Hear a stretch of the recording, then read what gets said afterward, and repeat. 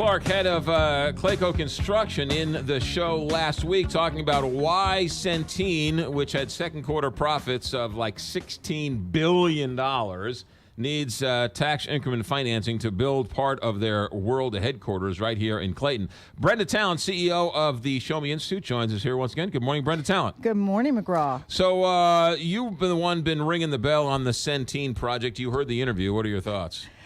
I think you handled the interview very well, McGraw. I applaud you for asking the questions that we all want answers to. And we got a few insights from Mr. Clark also. Well, first of all, you're allowed on this show anytime you want. You want to say nice things about me. That happens.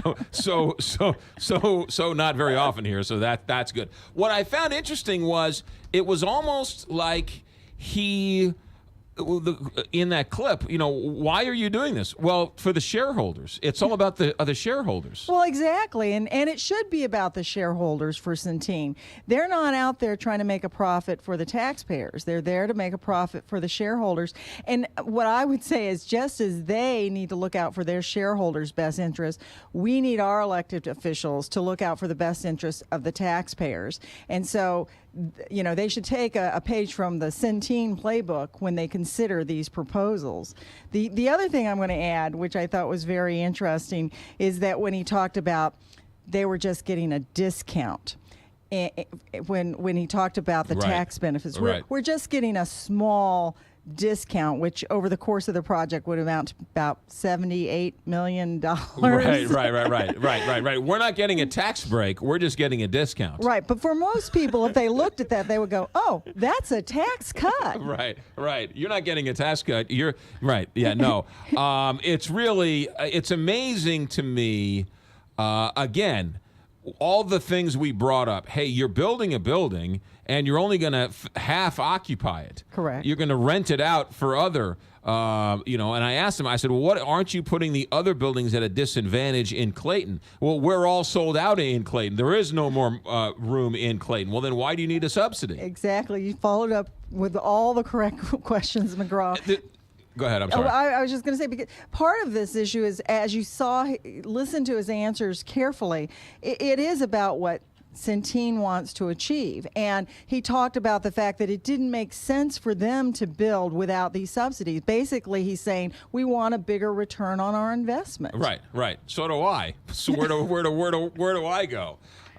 We'll wait and see what happens. You told me on the break they already have the state incentives for this? Well, I think they've got the approval through them, and I'm willing to be corrected on that, but I thought that they've already filed the papers for the economic development tax credits. Right. And now those credits you don't usually receive unless you've actually bring in new jobs. So those are not ones that you're going to get unless you meet whatever the criteria would be. Right.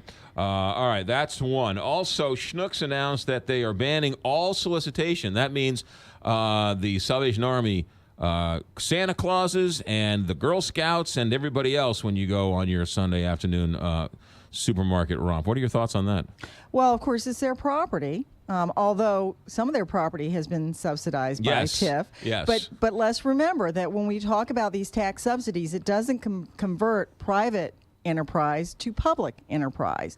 And so that's their property. They can make the decisions they want to. It does, when you look at sort of the circumstances surrounding this decision process, and questions have been raised about whether it's in response to some union issues that they're currently having. Right. And it may well be, because when you're an employer and you're dealing with a union, it can affect how you deal with third parties, so that if you're allowing people on your property to solicit, you may well have to allow union members on your property to solicit. Whether that's the motivating factor or not, they haven't answered that. But I think that in this instance, we can let the market work, because if people don't like that policy, they may go elsewhere. The grocery business is highly competitive. Yes, it is. But it's interesting in that many of these developments where these supermarkets are, as you say, are TIF financed. So they get taxpayer, not subsidies, but taxpayer discounts, to use their term. And yet, even though the public's paying for it like a park, right? You can sell Girl Scout cookies in a park. You can protest in a park. You can't in a taxpayer-funded development that is, quote unquote, a private business. That is correct. And I mean, that's one of the issues we need to look at as we we shift taxpayers' dollars to these private businesses. It's the old adage: you want to privatize the profits, you want to socialize the negatives, right? That's the famous business line, right? If we're losing money, we want it subsidized, we want it socialized, right? A stadium, right? We're going to lose money on a stadium. Let's socialize the stadium. Everyone pays for the stadium, but I'm making money hand over fist doing this. Hey, you know what? Get your hands off of my profits. Well, and the other issue here is we're subsidizing businesses which would be there in any case because the market is there. The other thing, too, is I thought about this, and that is years ago there was very much a stigma, right? Somebody's on welfare, somebody's on food stamps. It was quiet, it was shy, you were kind of embarrassed by it. Even today, right, there's still a large stigma associated to it.